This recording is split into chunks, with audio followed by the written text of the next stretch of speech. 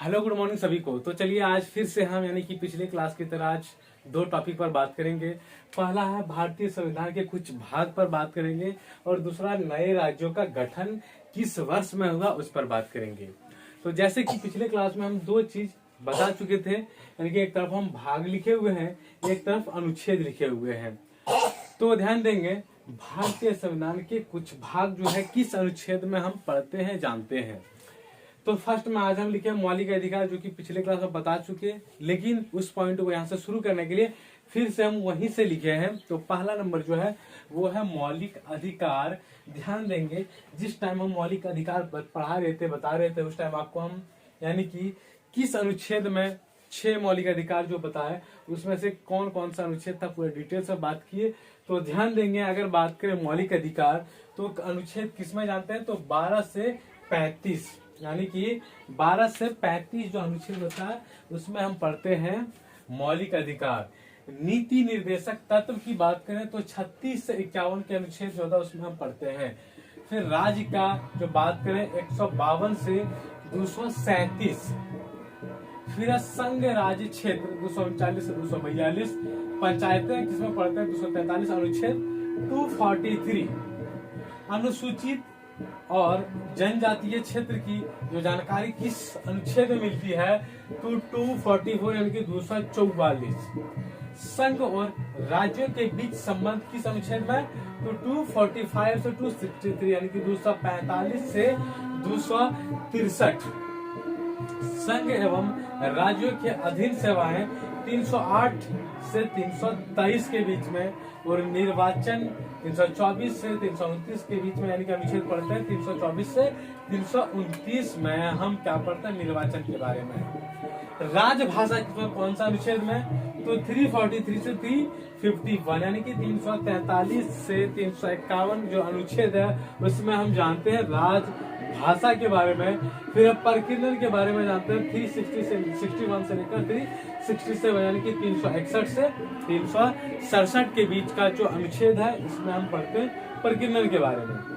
फिर संविधान संशोधन की जानकारी कहाँ से किस अनुच्छेद में मिलती है, तो 368 यानी कि 368। संविधान संशोधन की जानकारी किसे मिलती है 368 अनुच्छेद में। संघ की बात करें तो 52 से 151 और आपात उपबंध की बात करें तो 352 से 360 यह अनुच्छेद में इसकी जानकारी मिलती है। तो कुछ भाग जो था और अनुच्छेद के बारे में बात की है।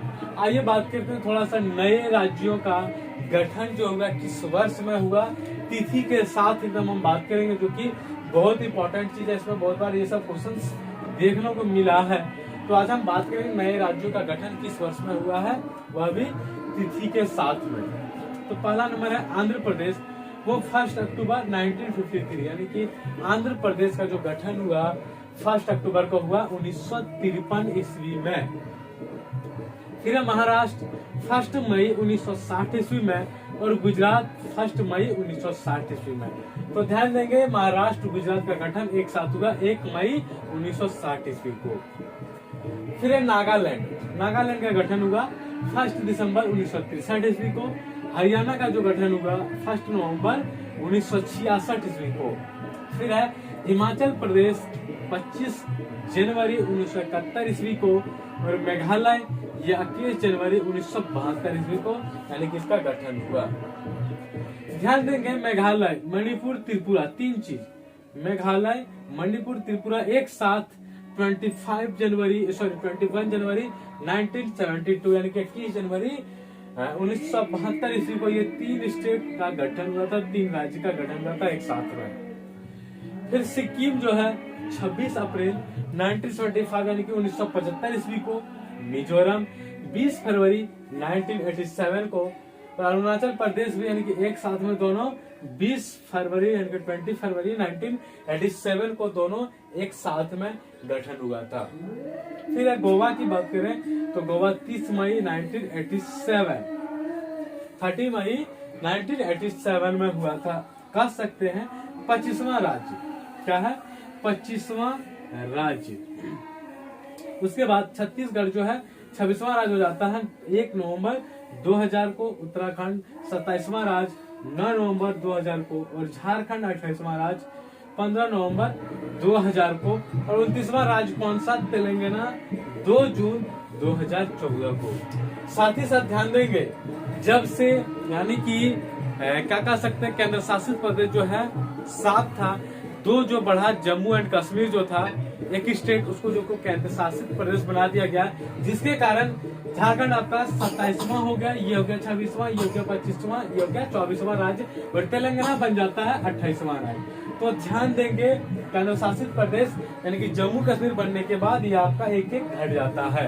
तो झारखंड क्या हो जाता है? 27वां राज्य, उसी तरह 26वां, या 25 से 24। तो ध्यान देंगे, ये नए राज्यों का गठन किस किस वर्ष में हुआ, इस पर हम बात किए, और कुछ भाग था उस पर बात किए। और ध्यान देंगे, जो भारतीय संविधान यानी कि पॉलिटिक्स चैप्टर, यानी कि कह सकते हैं सब्जेक्ट, चैप्टर नहीं, पॉलिटिक्स सब्जेक्ट, इस पर यानी कि ये अंतिम पड़ाव पर है, यानी कि लास्ट होने वाला है बहुत जल्द। हम जो बचा है रेस्ट, भारतीय अर्थव्यवस्था यानी कि अर्थशास्त्र, इकोनॉमिक्स की, तो उस पर हम बात करेंगे। ये अंतिम पड़ाव पर, यानी कि 1 से 2 क्लास में इसको हम निपटारा करने के बाद हम यानी कि बहुत जल्द भारतीय अर्थव्यवस्था या फिर इकोनॉमिक्स पर हम बात करने वाले हैं। तब तक के लिए थैंक यू, फिर मिलेंगे नेक्स्ट क्लास में।